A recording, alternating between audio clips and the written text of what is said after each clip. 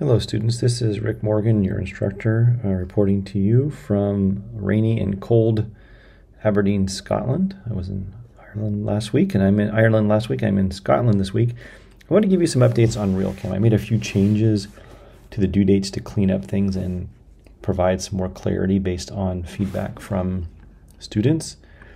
And I know I said this course was going to be self-paced and do everything while you can, but I think that provided a lot of confusion.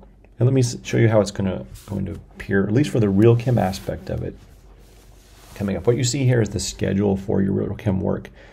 Think of these units with a number after as a chapter. Think of them as chapter 1, 2, 3, 4, 5, 6, 7, 8, 9, 10.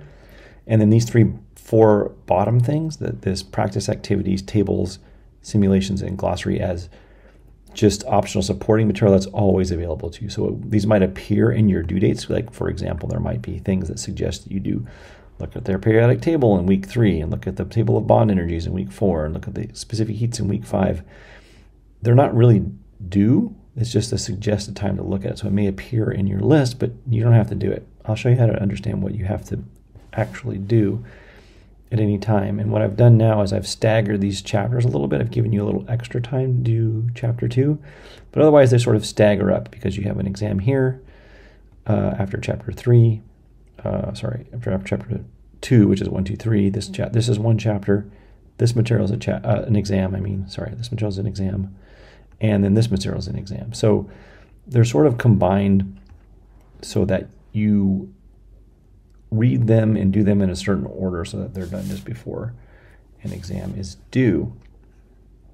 That is that part of it. I will save this, or it's already saved, and I will go back to show you how assessments are done in case you missed this in my previous video. So you'll notice that even though those schedules will appear there in your timeline, look what it says here for when things are available and what the due dates are. It says always available, no due date, meaning that you just have to get it done before the course is over.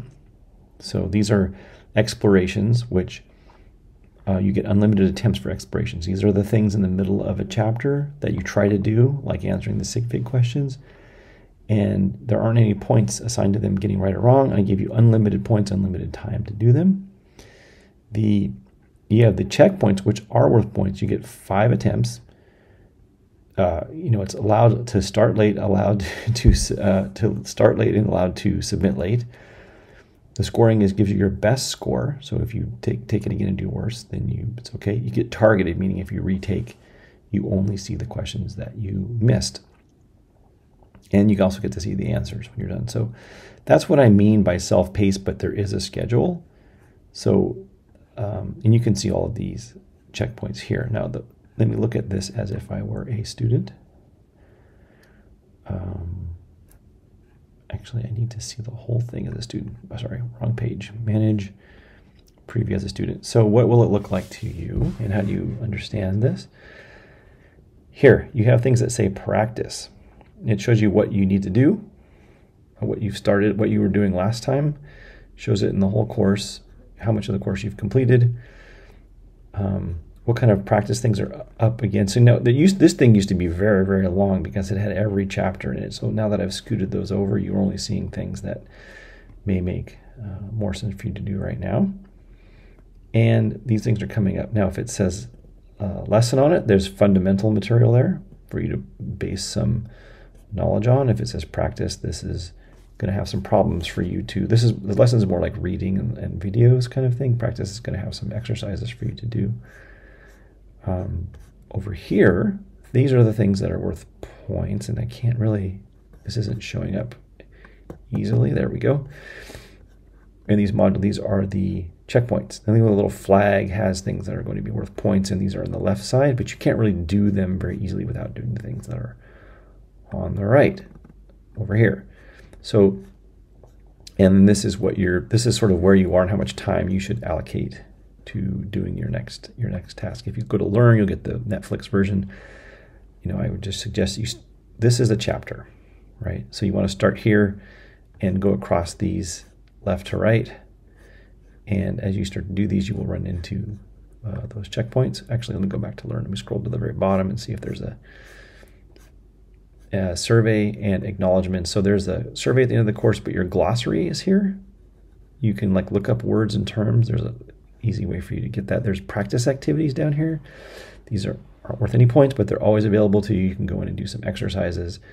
There's resources for tables of energy, and there's like these simulations that you can do and sort of play around and learn by doing, if that's the kind of thing you like to do.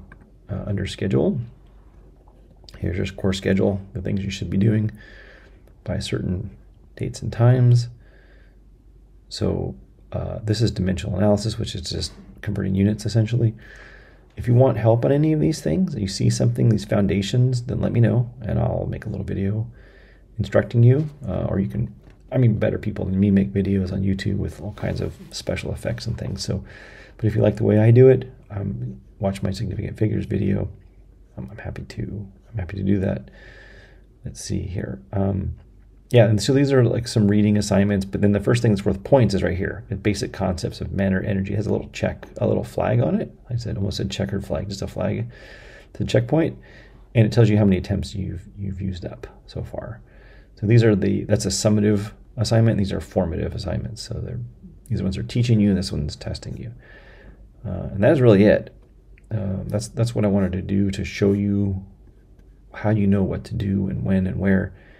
In Real Chem, I've removed quite a bit of the things in Real Chem that are more suited for like a Chem 141 or a 161, like the quantum mechanical stuff. So there's some things that are might be grayed out or blacked out in your reading because I'm not going to test you on them, and you don't need to learn it for a 121 course. So anyway, I hope that clears things up a little bit, and good luck. And I hope that you reach out if you have any problems in this course. Take care. See ya. Bye.